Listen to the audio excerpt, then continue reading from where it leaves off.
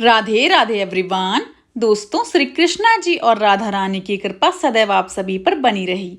आज की इस वीडियो में आप जानेंगे 2024 में जया एकादशी किस दिन पड़ रही है। सही तिथि जानेंगे जया एकादशी की 19 फरवरी को पड़ रही है या फिर 20 फरवरी को पड़ रही है। इसके साथ ही आप जानेंगे जया एकादशी व्रत की सरल पूजा विधि, व्रत का पारण आपको किस दिन करना है, पूजा का शुभ मुहूर्त क्या रहेगा। आइए जानते हैं।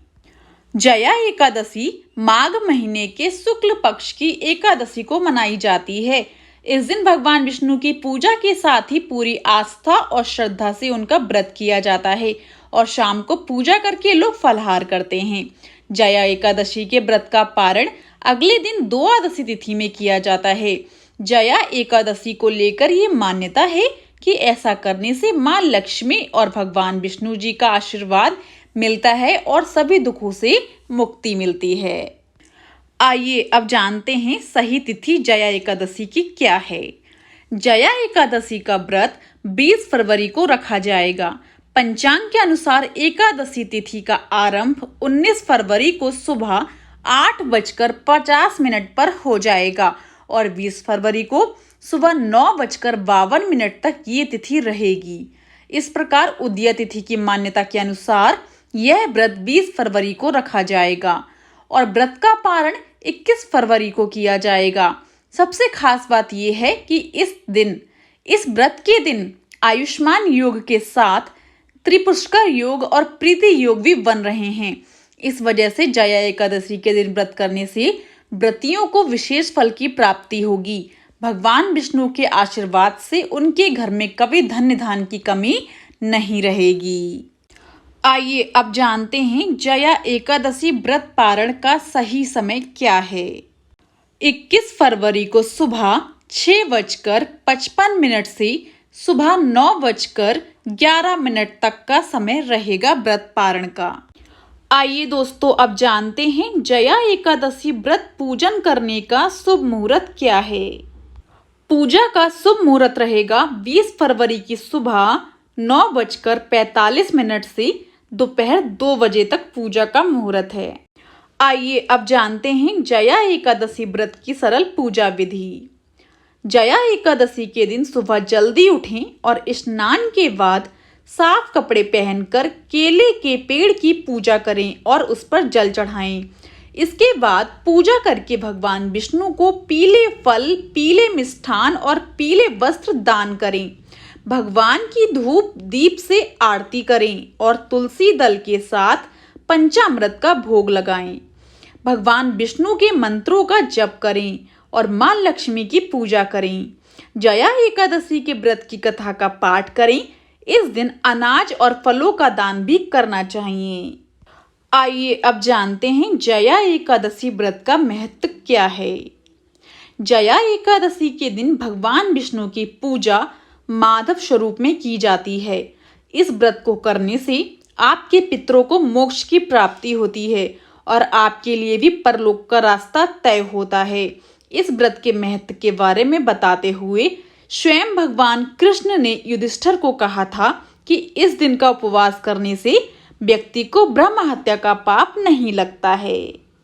आइए दोस्तों अब मैं आपको सुनाने जा रही हूँ जया एकादशी व्रत की पौराणिक कथा कहानी। माघ माह के शुक्ल पक्ष की एकादशी को जया एकादशी कहते हैं। इस साल ये व्रत 20 फरवरी 2024 को रखा जाएगा। इस दिन उपवास रखने से मनुष्य भूत प्रेत पिशाच आदि की योनि से छुटकारा मिल जाता है। इस दिन विधि पूर्वक उपवास कर भगवान विष्णु की पूजा अर्चना करनी चाहिए। ये कथा पिशाच योनि और भगवान इंद्र के श्राप से जुड़ी हुई है। दोस्तों, एक समय की बात है, नंदनवन में उत्सव का आयोजन हो रहा था। देवता ऋषि मुनि सभी उस उत्सव में मौजूद थे।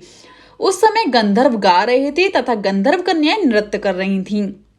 इन्हीं गंधर्वों में एक माल्यवान नाम का गंधर्व भी था जो बहुत ही सुरीला गाता था। जितनी सुरीली उसकी आवाज थी उतना ही रूपवान भी था। गंधर्व कन्याओं में एक पुष्यवती नामक नृत्यांगना भी थी। पुष्पवती नामक गंधर्व कन्या ने माल्यवान नामक गंधर्व को देखते ही उस पर आसक्त हो गई तथा अपने हाव भाव से उसे रिझाने का प्रयास करने लगी।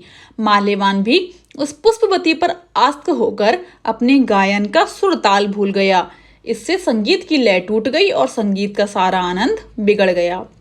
सभा में उपस्थित देवगणों को यह अच्छा नहीं लगा।